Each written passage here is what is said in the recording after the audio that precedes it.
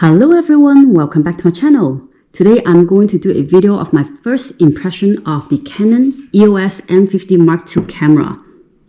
So this camera came in the content creator kit and it includes a tripod grip as well as a stereo mic. This was a gift to me from Eddie for Christmas, so thank you Eddie for this camera. I really like it a lot, even though I haven't used it yet. So my first impression of this camera, just by the look of it, I like it. The size is not too big or too small. This is just the perfect size for me. And the second thing I really like about this camera is that this is a flip screen camera, so you can flip the screen over. So let's say, for example, when you're trying to film yourself, let's say for a YouTube video, or you're trying to take a photo of yourself or film yourself, you don't have to go to the camera back and forth to see whether you are in the screen or whether it's filming everything, because you have the flip screen, so you're able to see yourself, which will become much more convenient for me. Another thing I like about this camera is that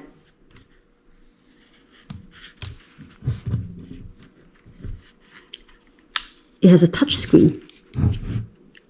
So the previous camera that I have, it was a DSLR. I had it maybe for several years, and I got it, probably that model was, I would say, 8 to 10 years ago. So the technology was much older. It didn't have touch screen, and then it didn't also have a flip screen. So with a flip screen and also with a touch screen, it becomes more convenient. And I like how the touchscreen can make things much more easier, because with my old camera, I navigate through the menu, always just using the traditional way by touching the button. And I always wish that the screen was a touch screen so that it can make things much easier. But now I'm glad that I have this camera, because it makes my life much more easier. I can navigate through the menu either through the buttons, the traditional ways, or either through the touch screen. So it will make my life much more easier.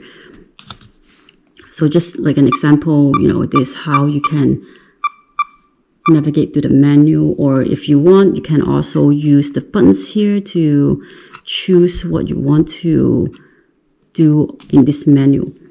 And then another thing of this camera I like is that it doesn't have a lot of functions. I prefer it this way because I'm not a professional photographer. I do not need a professional camera, and so this is a very good camera for an amateur who enjoys filming videos and enjoys taking photos. So this is actually a good camera for me with less of the functions, so that it makes it much user-friendly. And then finally, I really like this remote control here that comes on the tripod.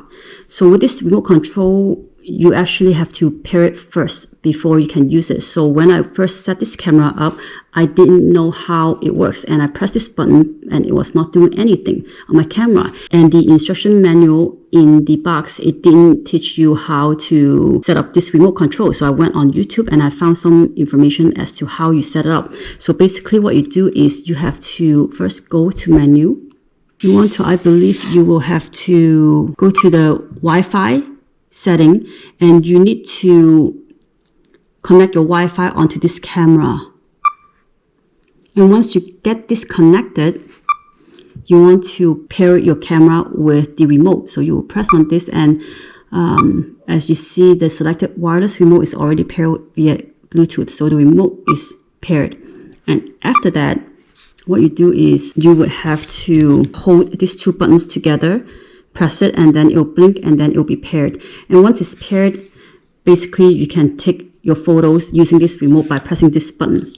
In order for you to actually use this remote, you also have to make sure that this setting is set to self-timer, set 2-second remote or 10-second remote. You can do that.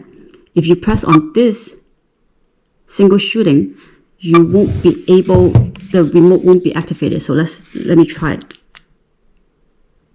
It won't take any photos. So you have to click on this, and then let's do 2 seconds.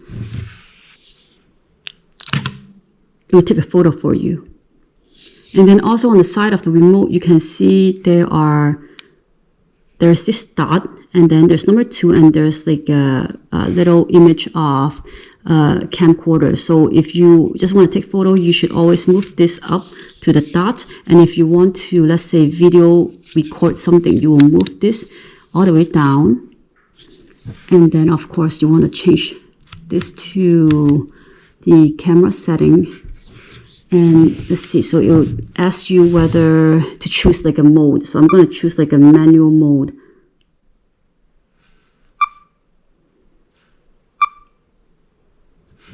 Okay, so I'm going to go ahead and press on this remote and it'll record.